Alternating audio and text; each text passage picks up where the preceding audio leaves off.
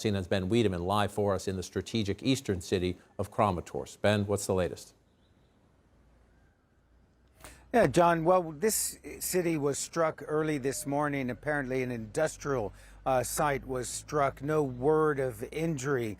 Elsewhere, of course, many Ukrainians are not unhappy with the news that the cruiser, the Moskva, went to the bottom of the Black Sea. The Russian Ministry of Defense says that its problem started when a fire broke out of unknown origin.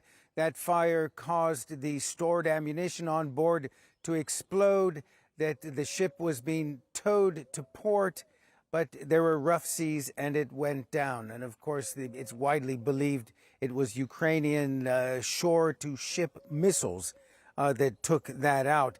Regarding those strikes in Kyiv, those were the first major strikes in the Ukrainian capital since Russian forces pulled out of around the capital and the entirety of north-central Ukraine. As far as Mariupol goes, we understand that 2 units of the Ukrainian army within the besieged city were able to link up, but the area they control seems to be shrinking day by day. Now, in the past, the Russians have said they were in full control of Mariupol, and then we've heard news that they bombed it. So clearly, they haven't been able to take full control, but as I said, the area controlled by Ukrainian forces is shrinking day by day. John? And been shrinking day by day in Mariupol. The question is what next? And we've seen the convoys coming in from Russia pointing toward where you are in the east. Kramatorsk, a key city in the east. There has been an uptick of strikes there, correct, in that area? Uptick in strikes here and many of the towns and cities close to Russian lines. Yesterday we were in Severodonetsk, where there was sporadic but continual shelling. But we understand today the shelling intensified there. That's the easternmost city under Ukrainian control. And we understand that just north of there, and I mean basically the northern suburbs, Russian artillery, armor, and troops are massing. And we did hear from the regional military administrator for the Donetsk region, where we are, saying that at this point they believe that every town and city along the front line is under attack. John? Ben Wiedemann, critical live reporting for us in Kramatorsk. Ben, thank you so much. Let's get some insights and expertise now. Retired Air Force Colonel, CNN military analyst Cedric Leighton is with us. Colonel Leighton, thanks for your time. This is where Ben Wiedemann is right here. We've talked before about how important this crescent is right here. Ben just mentioned the military governor. Let's listen, because he's been watching the Russians advance, and here's his timeline. We have not yet seen a full-scale offensive from all directions as we expected. The kind of weather we've been having impedes the passage of heavy armored vehicles.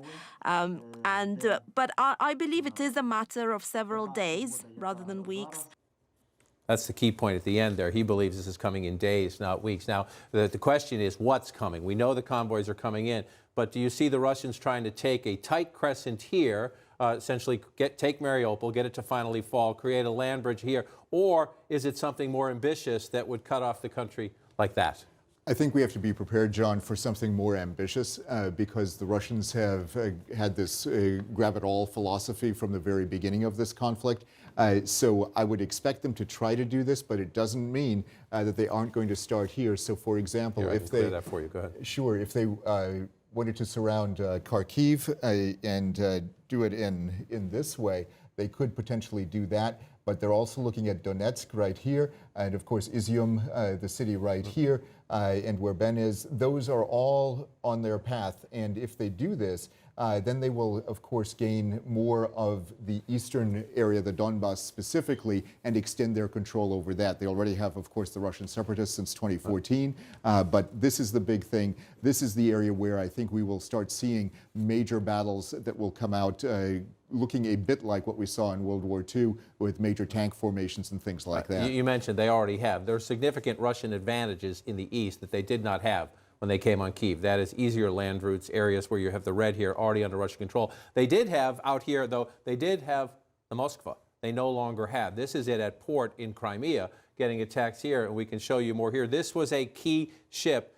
You could attack from the land, but you can also attack from the sea. How big of a blow is this, that this is now off the battlefield? John, this is a huge blow because not only is it a guided missile cruiser, it is a was a command and control ship. What that meant was there's the flagship of the Black Sea Fleet commander. It was his node to control all of the battle space in the Black Sea. And with this gone, the Russians either have to replace it or find another way around it. They have 2 other vessels like this within their fleet across the entire Russian Navy. To bring those ships into the Black Sea, that would be a very difficult feat for them to achieve, and they have to work around this now. As they try to work around it, I just want to bring up here come back to the east, because again, if you had the Moskva and you had the capacity down here, but you see the key cities and you were just drawing it out. You heard the military governor says he believes this is coming within days.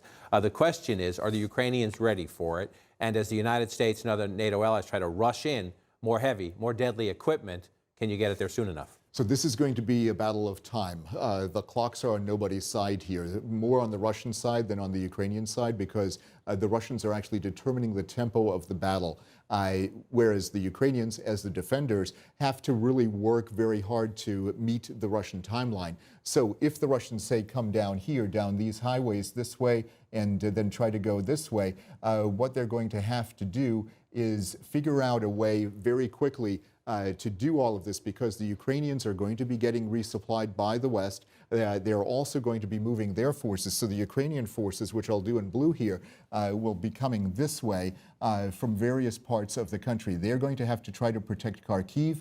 They're also going to have to try to keep the Russians from making these junctions right here. So if they can keep the Russians out of this area, then they have a chance to stalemate the battle. And if they do that, then this will grind on, as the Secretary of State mentioned, for quite some time. Quite some time part. I want to just come back to the bigger map here just to show we did see a missile strike overnight on the outskirts of Kyiv. The Russians say they hit a munitions plant, a missile factory.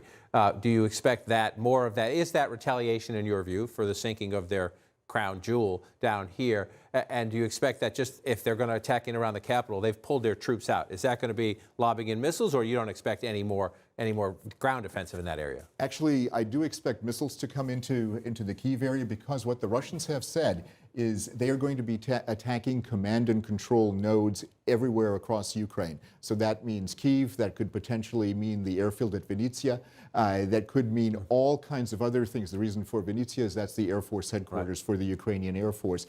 So what I would expect is they're going to cede the ground to the Ukrainians for the moment around Kyiv, but Kyiv is still within range of Russian missiles, and from Belarus or from Russia itself, and any of that territory is really fair game for them as far as they can tell. And the Russians are doing this as a revenge plot, because when the Moskva was sunk right near here, that was one of the key things that they had to look at, was how to avenge that, and they're going after those missile facilities. Colonel, grateful for your time and your insights.